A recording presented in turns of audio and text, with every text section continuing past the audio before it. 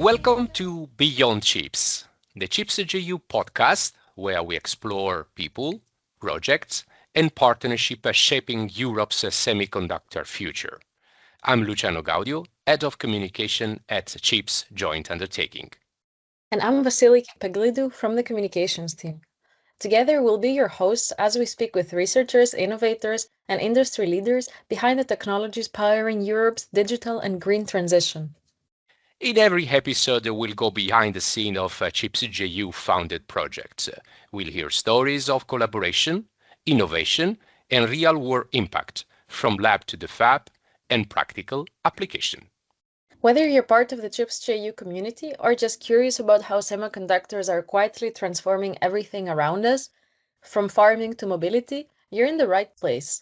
Our conversations are guided by a shared principle: clear, respectful, and inclusive communication, just like how we work every day here at the Chips Joint Undertaking. So let's get started and meet the people behind Europe's chip-powered future.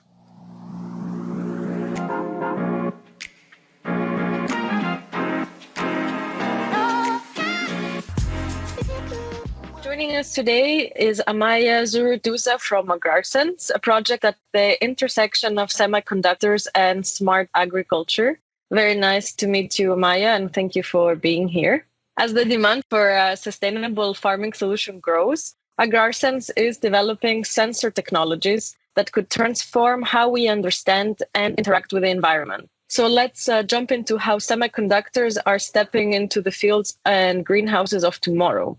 Amaia, could you tell us a little bit about how AGRARSENSE is helping make agriculture more efficient and sustainable? So, for example, we could say that the new sensors that are being developed in the AGRARSENSE project will help to increase the productivity, let's say the crop yield. Also, the quality will be increased of those produced crops. So that is what it will be enabled by the new sensors. In terms of sustainability, for example, so unfortunately in agriculture, a lot of pesticides are used, but by detecting early, for example, a plant disease, in that case, you would be maybe able to use less pesticides to tackle that disease. So in terms of sustainability, will also help on reducing, let's say, that damage to the soil. And at the end, the sensors will enable continuous monitoring of plants, of water. So you have, let's say, a reaction time, a faster reaction time in order to tackle any problem that it may arise. Because currently, very little monitoring is done in agriculture. It depends, of course, on the field. I think in vineyards, there is more monitoring, but in conventional agriculture, there is very little monitoring, and this monitoring is very slow and is done only at specific time points. Thank you, Amaia. If any, what kind of feedback are you receiving from end users, like farmers or food producers? Yeah, maybe before I answer that, I want to say, at the end, AGRARSENSE is really a huge project. So I think there are 51 partners and each partner has a role. The project is split into use cases. So Graphenea is part of 2 use cases. So I'm more familiar with those 2 use cases. But what I want to say is that at the end, we are involved in developing the sensor, but then there are other partners also working on how can we integrate the sensor? How are we going to do the monitoring? So robots are being developed in order, let's say, so the robot will have the sensor and the robot will be in the field measuring things, right? So it's like a big puzzle that each partner has a role. So in terms of the sensors, the end users have not tested them yet. In terms of the sensors that we are involved in. And you will say, why? Why not? Because we are using a new material called graphene. So we use graphene as a sensing element. So graphene is the one that detects this, let's say, this disease in plants, or it can detect gases. And the TRL level of graphene sensors is maybe the one of the lowest in the project. So we have different things being done, right? And different parts have different TRLs, like the robot, I think has a much higher TRL, but the sensor part is at lower TRLs. And as a consequence, it has not been tested by, let's say, by farmers, by food producers yet. That makes sense, but it is also very promising in terms of potential evolution of the technology and application of the technology. So if we make a jump and see the potential application that you see, so the impact that a higher TRL or even a commercialization of the technology may have, if you can say something about it, it will be great.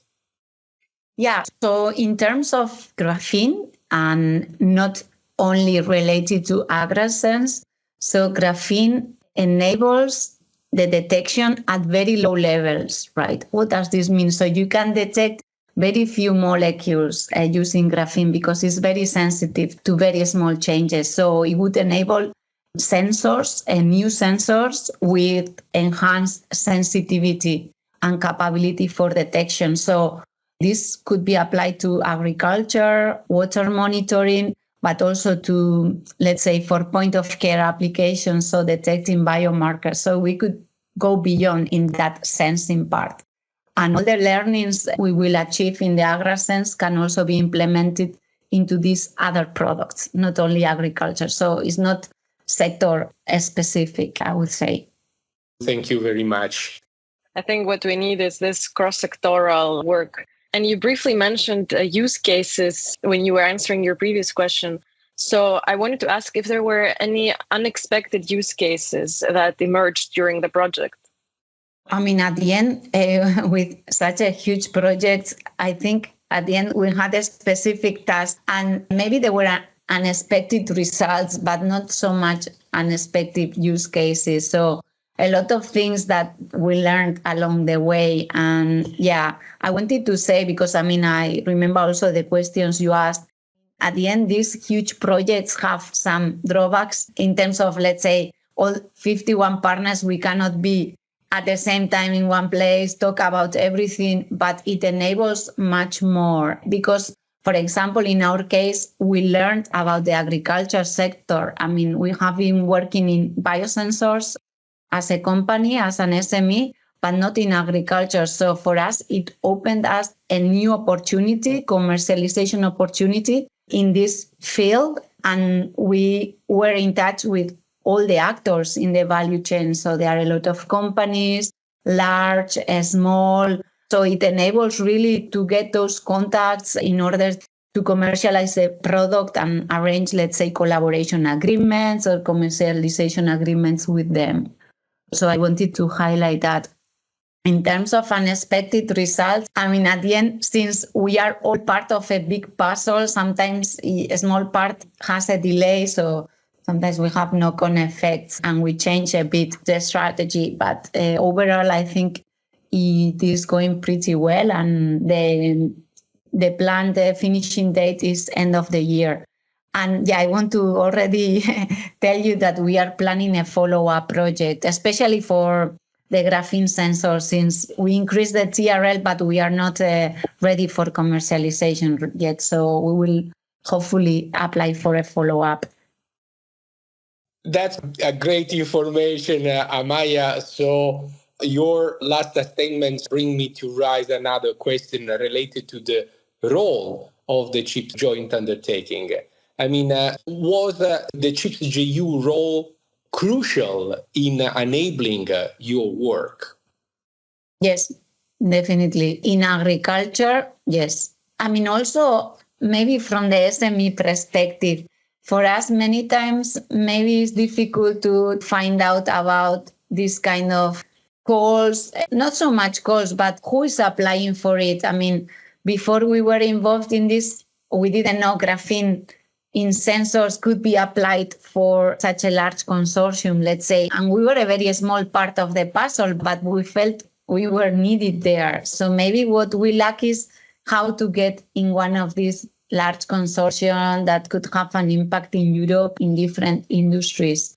But I think once you are in, I mean, without the CHIPS joint undertaking funding, we wouldn't get where we got, definitely. So it's a great opportunity, especially for SMEs. I think that is more difficult for us maybe to do networking. We are less people, more focused on the day-to-day. So this type of large projects, by being participating, not so much to do with the funding, but with the network and the knowledge that you acquire in terms of what is needed to commercialize the product, who are the important actors in the value chain, all that it enables. That maybe in smaller projects, you don't have that opportunity.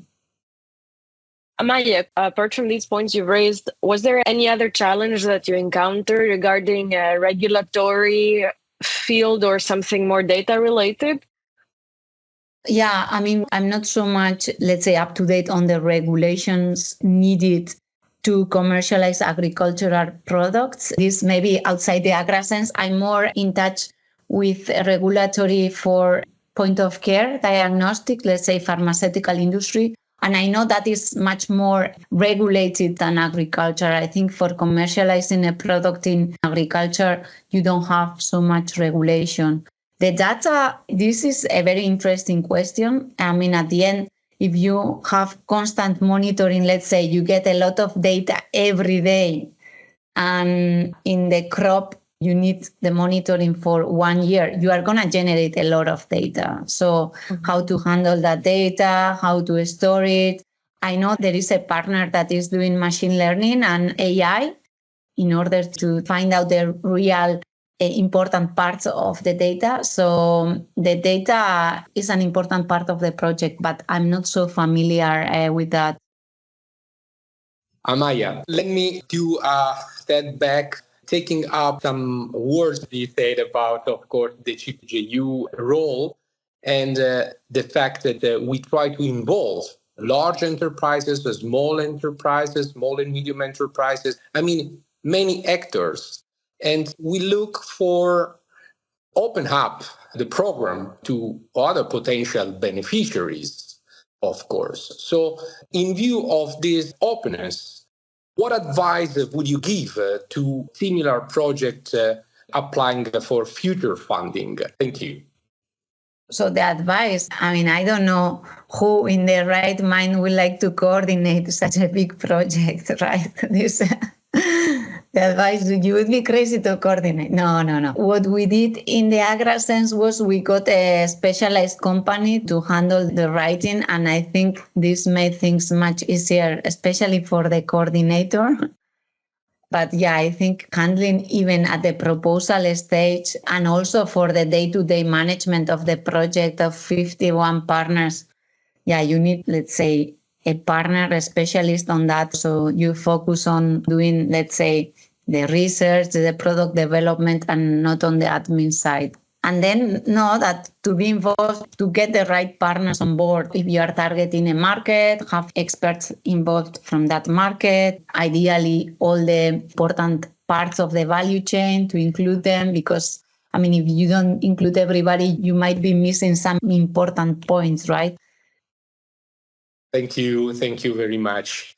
And just to close our nice exchange, Amaia, what's the future of AGRARSENSE according to you?